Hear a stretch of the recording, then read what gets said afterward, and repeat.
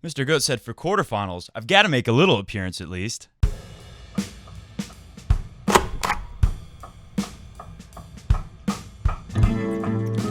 No coffee. I'm about to hit the courts, and it's downright dangerous out there without the proper hydration. Gotta stay cool. Today on Coffee Break Tennis, I have got a very impressive stat for you from the stats guru hired by Novak Djokovic, Craig O'Shaughnessy, his Brain Game Tennis blog. I've got excellent stuff from there for you that involves a little player called Roger Federer. Who else is it going to be? Also, some more news about Serena Williams. Many of you said, hey, maybe it wasn't her fault. And I even tried to say, I don't want to jump the ship. I want to give her the benefit of the doubt. Guess what? More news on that, and it looks even worse for Serena. Of course, we'll go through the men's draw. We'll even take a peek at the women's draw today. We have very little time because I got to get to the courts very soon. We'll talk about the very shameful act committed not once, but twice, maybe 3 times, by some fans at the French Open. We'll talk about that. And we'll talk about a couple things that Stefanos Tsitsipas said in his press conference after the biggest, most heart-wrenching loss of his entire life. All that and nicht mehr on today's show.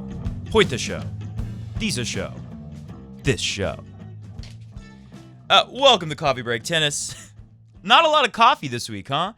Today I'm actually doing a video early enough to enjoy some nice coffee. But yesterday, I didn't even do a show because I've just been losing so much water from the humidity and the heat. We've been in a heat wave in Georgia. We've been 90 plus with, 70 plus humidity. And it's just been brutal. So on Sunday, I just felt so out of it. And I had to catch up on so much tennis matches that I decided I'm just going to watch tennis and make a show tomorrow, an even better show. Unfortunately, today I watched so much tennis that we don't have as much time as we usually do for the show. But tomorrow we'll have a longer show for sure because I don't have to go anywhere. And hey, if you're one of those people out there that loves the show and wishes, Matt, why don't you just focus on the Grand Slams during the Grand Slams, right? Why do you have to teach so many freaking tennis lessons? Why don't you just watch the matches and do your freaking tennis job, Matt? Your tennis analysis job. Well, you can help us with that mission. Click the link down below, patreon.com/coffeebreaktennis for less than the cost of a cup of coffee. Literally, if you go to Starbucks. For less than a Starbucks coffee, once a month we're talking, you can help this show grow and be more plentiful. Many more shows, less tennis lessons. The kids will get over it. So let's talk about our quarterfinals. The quarterfinals are set. Let's look at the men's draw on the quarterfinals. Stan versus Roger. Ooh. The funny thing is we almost had 1 through 8 in the final 8. Take a listen to this. It's Joker 1 versus 5. Or let's just do it like this. Joker 1, Rafa 2, Roger 3. Who's 4? Dominic Thiem 4, Sasha Zverev 5. We already have the top 5 seeds of the tournament in the final 8, in the quarterfinals. Number 6 was very close. Of course, that is Stefanos Tsitsipas. He was replaced by number 24, Stan. What comes after 6? That would be 7. Where is 7? I think it's Delpo, right? No, Delpo's 8. Nishikori, 7. We have Nishikori, 7. And, of course, we almost had number 8, which would have been Delpo. Credit to Karen Gotta Catch 'em All, the Pokemaster. Thanks, Shmegoff, for that name, by the way. Very good name, Mr. Shmegoff. Catch 'em All, the Pokemaster, was very good in his win over Juan Martín del Potro. So if we look at these matchups real quick, Nishikori versus Rafa, I said Benoit Paire would win. A little bit of that was just me wanting him to win. If you are wondering, I pop my collar like Benoit Paire anytime it's very sunny out and I'm worried about my very sensitive skin getting burnt and I have a collared shirt. I don't always wear collared shirts, but when I do have one, I pop it just like Benoit Paire, just in case you were wondering. And part of me just really likes Benoit Paire. And after reading the story we talked about last video about Paire had to sort things out within himself and decide to have a new mental approach to his game and take things more serious, I really wanted a nice story for him. And, it would have been cool to see Rafa and a Frenchman in the quarters. We won't get that. We will get Nishikori. Nishikori, many people have said, is like a Djokovic light. So if you expect to see Rafa Joker final, It's a very good prep for Rafa. Speaking of good preps, Djokovic will play Sasha Zverev. Then he could play Kachanov or Dominic Thiem. Who is the person who has not dropped a set? Was it Monfils? I believe Monfils and Roger Federer were the only players to not drop a set. And what the heck happened with Gael Monfils? Didn't drop a set and looked terrible against Dominic Thiem. We had seen this before. Remember when Roger, was it in Madrid, where he beat Gael Monfils right before he lost to Dominic Thiem? Yes, that was Madrid. If you'll remember, didn't Roger bagel Monfils in the first set or came very close? And it felt kind of like Monfils was just giving it away the whole time. And then Monfils came on very strong and helped wear Roger down a little bit, which I think ultimately hurt him deep in the match against Dominic Thiem, which he nearly won that match. So we all knew that was possible. Monfils started coming back and playing better, but it was too little and too late, and even the rowdy French crowd could do nothing. Nichts! Nothing to help him against everyone's favorite Austrian, Dominic Thiem. By the way, did you see Dominic Thiem came out and said, I think it shows not a great personality or something like that? Or what was the exact words? I don't know. I have it in here if we get to it. He said something about Serena saying she doesn't have the greatest personality, which is a pretty mild-mannered way to be critical of Serena, and I don't blame Dominic at all. And Roger had the best response on it. Leave it to Roger, the king of tennis, to come in and diffuse any situation. It's like an Andy Roddick serve flying at you that Roger just takes the sting out of and diffuses the explosive situation. And the funniest thing of all, in what Roger said about Dominic Thiem and the Serena stuff, Roger said, obviously something happened. Whose fault was this? It's pretty hard to be sure of whose fault it is. I think it's pretty obvious from the latest news that Serena was putting massive pressure on the officials. I guess we'll call them the officials, whoever they are exactly. I think it's pretty obvious that Serena was putting really massive pressure on them to do something and hurry, quick. And she was pretty much threatening. She was threatening to cut her interview time short, her media time short. So basically she's threatening, and she's done it before. She's left.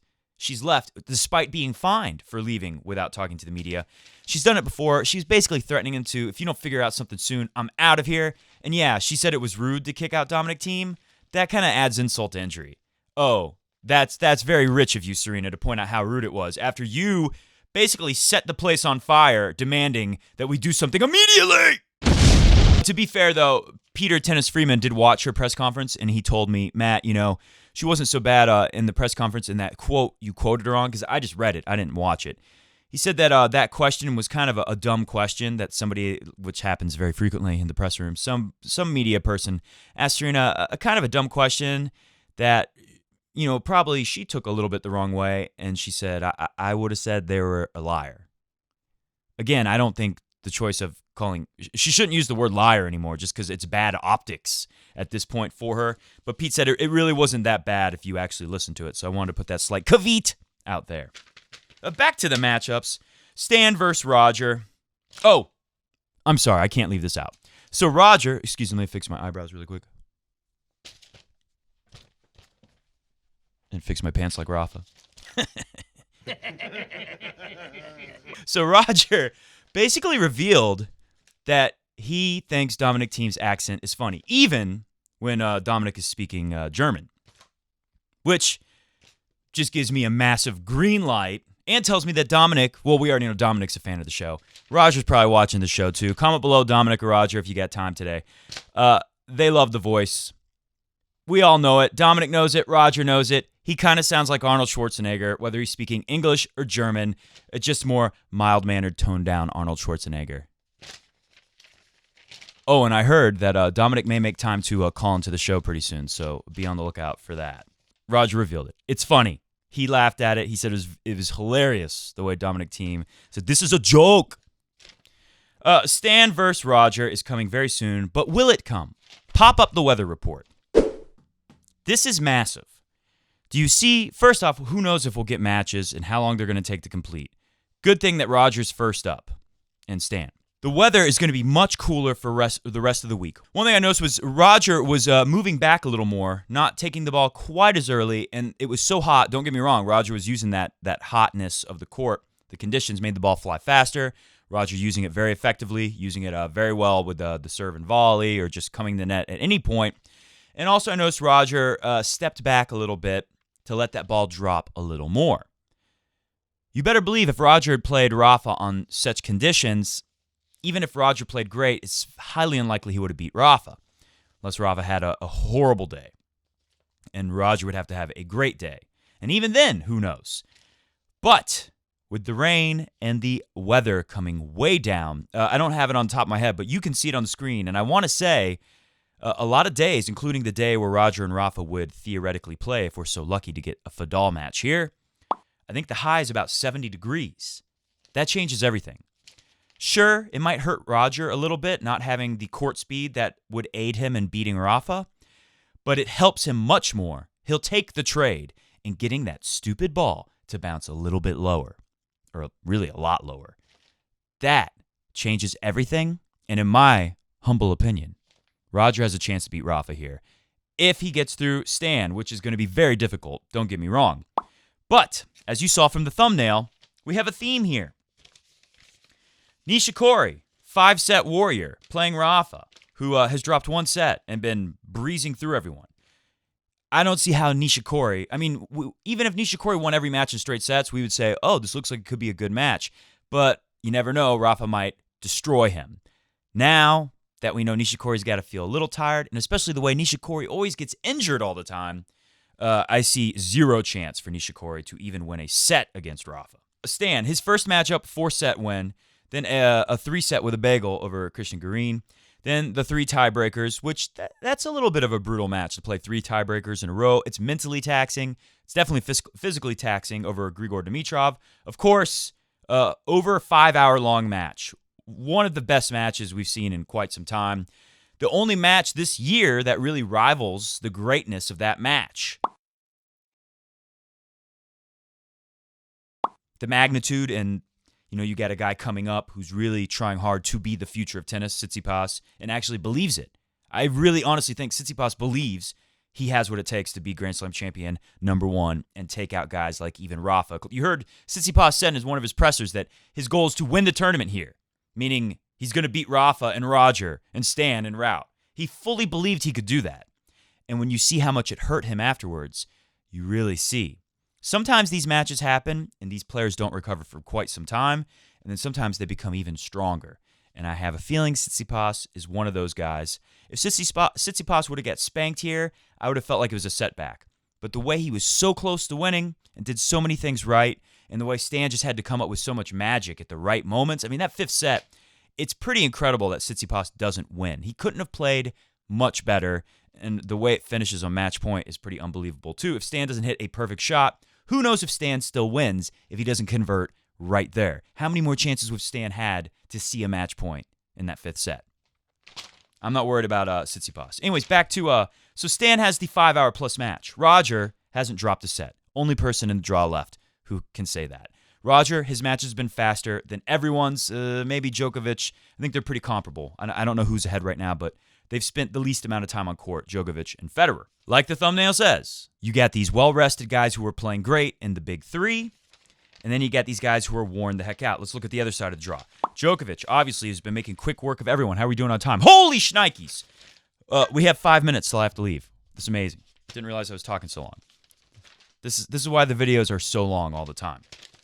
Again, join the team. Be a part of the Coffee Break Tennis Patreon if you want to see me give you my very best all the time and never be too tired to have to skip a show like we did yesterday. Joker and Sasha Zverev. We all know Sasha Zverev has played 5-setters when he shouldn't have, even. A lot of tough matches. Fonini made it tough enough, although this was a better match for Sasha Zverev. I had one big takeaway from Zverev. Let's take a look at the stats. This is the only stat we're going to talk about today. Oh, other than the very big one on Federer. We'll do that, and then we'll get out of here. We have no time for anything else. We'll save the other stuff for tomorrow. Sasha Zverev came to the net. 4 sets. He comes to the net 46 times. And he wins 60% of those. A lot of people are making good use of going to net and playing their beautiful volleys. And Sasha Zverev, I'm very impressed by. I told you before, it looks like his volley is slowly but surely getting better.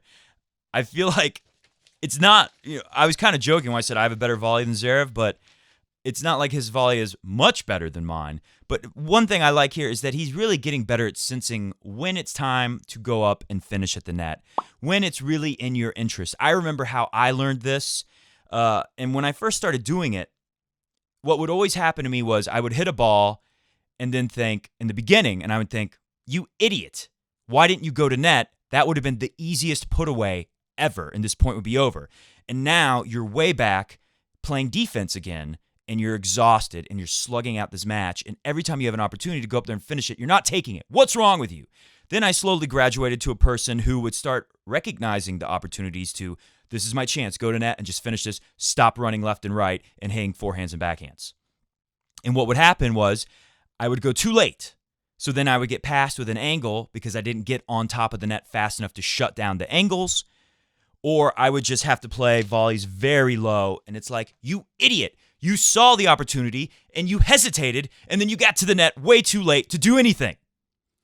Now, today, I can happily say I have that sense down pretty well. When there's an opportunity, I go to the net, and if it's a backhand, I'm finishing the point, winning 90% of the time. If it's a forehand volley, it's probably not as frequent because I tend to screw that one up. My technique can break down on that side, but I still win the majority of these points. To see Sasha Zverev doing that is a really good sign if you're a big Sasha fan. How much time we got? Holy shnikes. What was the other matchup? Khachanov and Dominic Thiem. Dominic Thiem looked great against Monfils. I think Dominic Thiem will get through and will get the match we all expected with Djokovic and Dominic Thiem. But Khachanov, again, very impressive. And again, the guy came to the net a lot more than you would have expected. Let's do Craig O'Shaughnessy's thing as fast as we can. Roger Federer. He owns all kinds of serving stats. 2 minutes. Holy shnikes. But when it comes to converting break points, out of the top 200 in the world, Roger Federer ranks 198. He is terrible.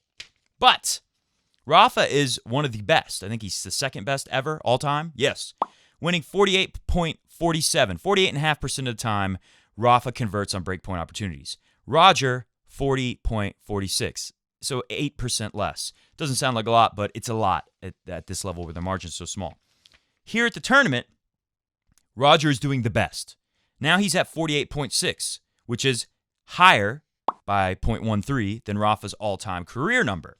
So he looked at a few things to understand these numbers and see if it's a fluke. Is it just that Roger's getting lucky because these guys are panicking? Here's what happens. Of all the breakpoint opportunities that Roger breaks, half of them are first serves and half of them are him returning a second serve, which is good because if it was all second serves, it'd look like, well, Roger, you got lucky that all these guys missed their first serve on break points. Takeaway number 2 was the rally lengths. 7 of them, of the 18 breaks that Roger's had, are on 2 shots, meaning he does it right off the return. Either he hits a winner or he hits a return that's good enough to trouble the server so much that they miss on the next ball. 6 are on 4 shots. 4 shots meaning serve is one of them. Serve, return, a shot from the opponent. So the return was good enough for the shot from the opponent after the serve +1, for Roger to pounce on it and finish it right there. That, according to the stats guru Craig O'Shaughnessy, is pure gold. And the takeaway number 3 is, are all these guys choking it up, or is Roger hitting a winner? 10 of the times, they hit an error. 8 of the times, Roger Federer hit a winner. Why is this important? And hit the music because we're getting out of here right now. Right freaking now. Why is it important? Because Roger is already playing hyper-aggressive, doing so many things, serving perfectly, hitting the forehand the best we've seen since like 2017, hitting the backhand pretty well too, better than usual this year.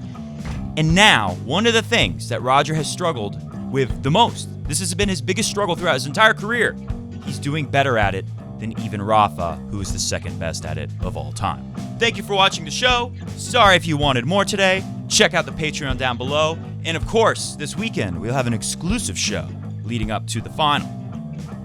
Just for our Patreon people only, which last time I checked, it's only about 20 people right now.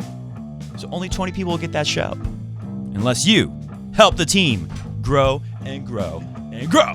Enjoy the matches tomorrow. We'll be back to talk about everything that happens. Even if it's all rain and no play, we'll be back for sure tomorrow. See ya!